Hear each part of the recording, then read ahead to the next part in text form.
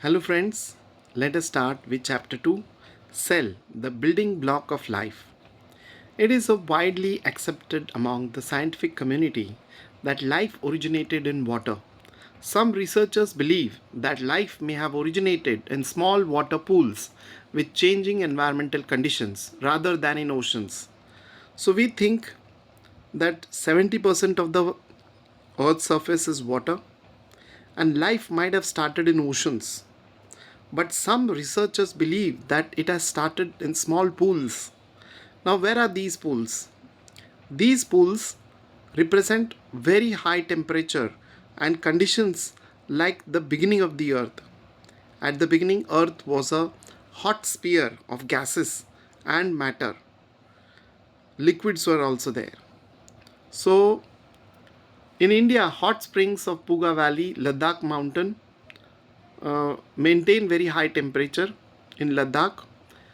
So, these environmental conditions seem to be similar to those of the Earth about 3.5 billion years ago. So, living organisms are found in them, and these are called as heat-loving bacteria or thermophiles. Thermo means related to heat. Okay, so they love this high temperature and they can survive in this high temperature also. So, scientists from the Birbal Sahni Institute of Paleoscience, Lucknow, studied these hot springs and found calcium carbonate formed rapidly around them. So, that might be the turning point which protected these organic molecules from harmful radiations and extreme conditions. So, maybe the cells or the life started in such kind of conditions in water. Now, all living things are made up of small units called as cells. So, cell is a structural and functional unit of life. So, cells represent the basic level at which life exists. So, where does the processes occur? All processes occur at the cellular level. So, where does the respiration occur? At the cellular level. Some organisms such as bacteria or yeast consist of only one cell. Okay, they are called as unicellular. Uni means one cell animal. A group of similar cell which perform functions, similar functions, they are called as tissue. So, group of cells which are structurally, functionally very similar, they are called as tissues.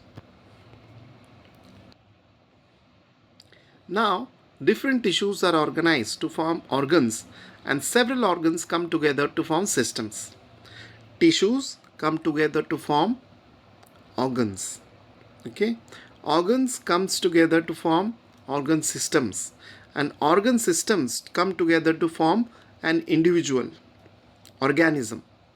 So when cells are organized into tissue, organ and organ systems, the cell remains the fundamental structure and function in all living things. So I told you, structural and functional fundamental unit, basic unit in which all the processes occur, that is the cell. So this makes us wonder how such tiny cells perform their work. So you might be thinking one small cell, it does all the work. For example, a boy goes to a hostel, he has to do everything on his own. Iron the clothes, okay, set up his room, clean the room, wash his clothes. So same way, one cell, unicellular organisms, okay, so they do all the things. These one cells, they do everything. One cell does everything. So what are the different components of cell? What is inside cell? Do cells live forever or they die? Some questions are asked to us. Let us try to find the answers in this chapter. So how do we study cells? Now look at this picture. We have the rocket. You can see the rocket very easily. The trees, chicken egg, amoeba is very small. You need microscope for it. Nucleus, mitochondria, they are still small, 1 micrometer. Okay, mu m. Here it is written micrometer. You can see the lower part. That is mu m, micrometer. How small the cells are. So, what do we call the ability of human eye to see two very close objects separately? Imagine two tiny dots drawn on a piece of paper. As the dots are moved closer, they become 1 point. Okay, when viewed from 25 centimeter, these 2 points separate by about 0.1 millimeter. So that is the limit of resolution. Okay, how you can identify two separate points if they are very close to each other? There is a limit, and that is limit of resolution. For human eye, it is 0.1 millimeter. If there are points very close to each other, less than this distance, you can't make it out. You will see them as 1 point. Cell is usually too small to be seen by unaided eye. Without help, we can't see the cells because it is very tiny. Our body is made up of billions and billions of cells, but one cell, if you try to see, it's very tiny. So biologists study it with the help of microscopes. We have to magnify it. So convex lens or a combination of lens, objective and eyepiece are used to magnify this. Robert Hooke was the first one to observe with the help of self-designed microscope. So it is capable of magnifying the image, make it large. Magnify means make it large. So it can make the image very large, around 200 to 300x magnification. That means it can become 200 times bigger than the original. Now, while examining a thin slice of cork, he observed small box-like compartments and he called it as cells. That's why we call it as cells. He named it first time because he saw compartments. In school labs, light microscopes are used to observe things. Here they have shown the picture. What are the components of the microscope? Please observe. Coarse adjustment knob, eyepiece, body tube, objective lens, stage, mirror and base. Now, to achieve better magnification, we use these microscopes. Explore different parts of the microscope, you can study them. So let us estimate the size of cell. Take a transparent ruler, 1 millimeter. Place the ruler on the stage of the microscope, observe, focus it. Convert the diameter millimeter to micrometer. Suppose the diameter of a visible field 5 mm, 5 into 1000, so it will become 5000 micrometer. Remove the ruler and place an onion peel and focus it. Now you can estimate the size of the cell with the help of this kind of arrangement. Now suppose 25 cells are seen. So here is the formula. Estimated size is equal to diameter of the visible field divided by number of cells along the diameter. So you can divide and find out the size of the cell. This formula can be used. Now to estimate the size of onion peel, 200 micrometer, how much does a light microscope magnify? The total magnification is depending on the power of the eyepiece and objective. So if both eyepiece and objective are having 10x, then it will be 100. 10 tens are 100. So it will be 100 times larger than the original. Thus, microscope allows us to see very tiny objects. Over a period of many years, scientists have been observing tiny bacteria, viruses with the help of microscope. To look at the virus, we need a special type of microscope called as electron microscope. Okay, we can adjust the brightness and see the cells. Now here electron micrography of lower part of colocasia leaves is shown, stomata. So we have different types of microscope. Electron microscope is one of them with advancement of technology. Now structure of cells. We have learned that cells are organized in special tissues. Now remember, many cells come together to form tissues. Many tissues come together to form the organs. And many organs come together to form the organ systems. Okay, so interaction should be there, cell boundary is there, there are limits to cell, things that the cell can do. Even single celled organism exchange material and respond to the environment. So they need some material to come in and some material to go out, exchange of material.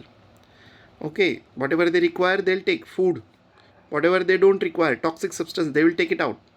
So that kind of exchange is happening. And they respond to the environment. If it is very hot, they'll go to the place which is cool. If it is bright light, they'll move to the darker side. So this is called response to stimuli. Even single cell can do that.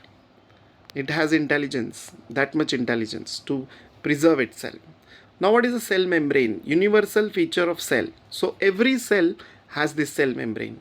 It surrounds the cell, protects what is inside the cell, and it defines the individuality of cell called as plasma membrane. Cell membrane is selectively permeable. That means it allows some substance to come inside and stops some other substances. So you have learned how oxygen and carbon dioxide move across the alveoli in the lungs. How does structure of cells membrane in cells of alveolar control? Now here there is one experiment. What we have to do? We have to take a kitchen knife, cut pieces of potato equal size, record their initial weights and put them in plain water in a beaker. So you observe what is happening. Then you will put some potatoes in beaker B, 20% salt or sugar solution. Leave it for few hours and then take it out and measure the weight. What do you observe? Beaker A, the potato piece swells. Beaker B, the potato piece shrinks. Now remember, in beaker A there was only water, plain water, and beaker B had a salt or sugar solution. Okay. Now what do you infer? What do you understand from this? Infer means what do you understand from this experiment? Okay. Try to understand. Beaker A, beaker B. So what is happening? What do you expect in terms of change? The weight of potato in beaker A increased while B decreased. This happens because cell membrane allows the water molecules to come inside, okay, but does not allow the sugar and salt molecules. So water moves from area more water to less water, okay. So that is dilute solution to more concentrated solution.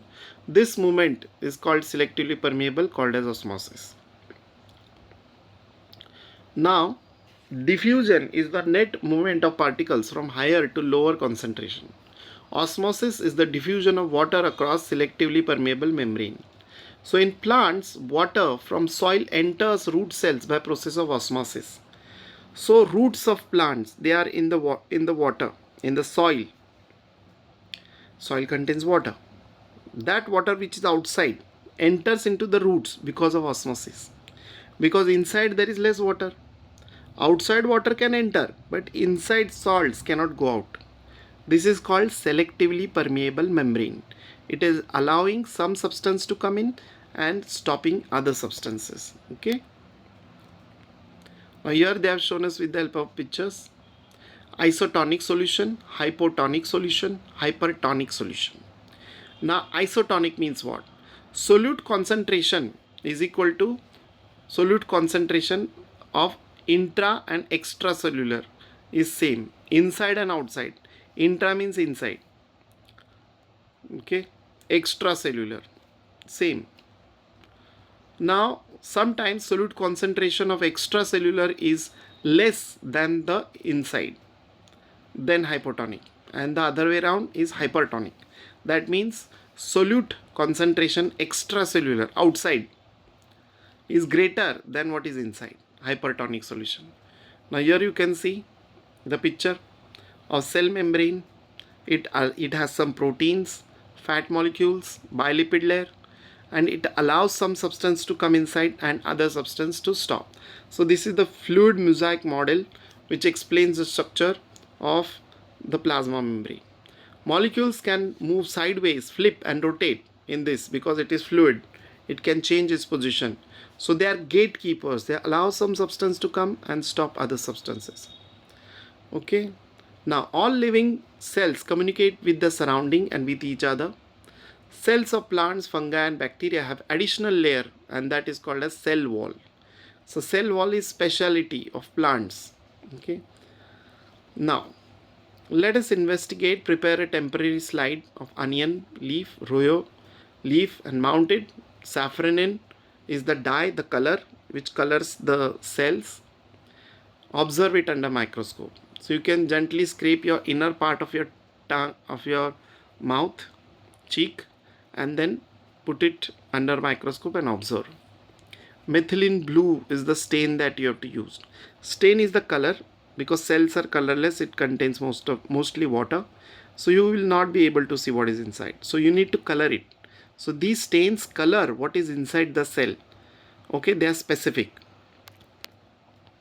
Now observe it. What do you see?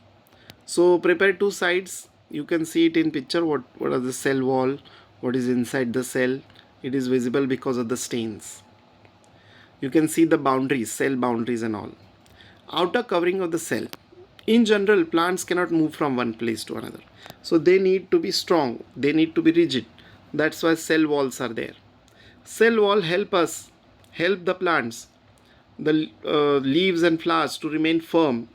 Plant needs to be strong, firm, rigid. Cell wall is permeable, so it allows the water to come inside. It can allow some substance to go outside also. Selectively permeable. So royal leaf or onion peel in concentrated sugar solution, plant cell loses water due to osmosis. Now if you have concentrated solution of salt, what will happen? Water outside is less than inside the cell. Water from inside will go outside. Remember, osmosis process. Now without a rigid cell wall, animal cell can change shape easily. This cellular flexibility supports overall movement and functioning of the animal tissue. The plant cell is primarily made up of cellulose. So what is the plant cell made up of cellulose.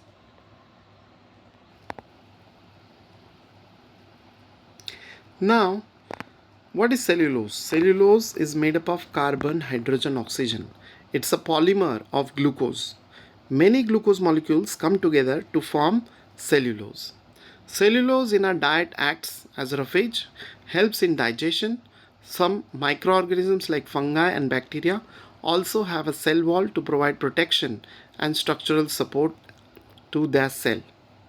Okay, now we'll continue in the next period.